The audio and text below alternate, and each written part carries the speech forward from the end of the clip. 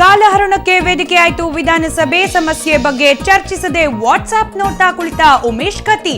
ತೂಕಡಿಸಿ ಸುಸ್ತಾದ ಕಾರಜೋಳ.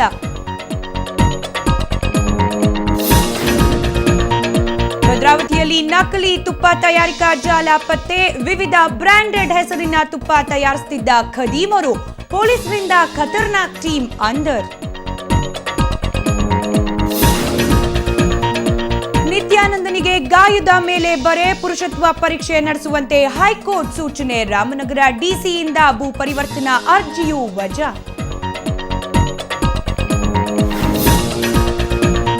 ರಾಜ್ಯದಲ್ಲಿ ಮುಂದುವರೆದ ಮಳೆರಾಯನ ಅಬ್ಬರ. ಹಾಸನದಲ್ಲಿ ಕಾಫಿ ಬಾಳೆ ತೋಟಗಳಿಗೆ ನುಗ್ಗಿದ ನೀರು. ಮಡಿಕೇರಿಯಲ್ಲಿ ಹಲವು ಗ್ರಾಮಗಳಿಗೆ ಸಂಪರ್ಕ ಕಟ್.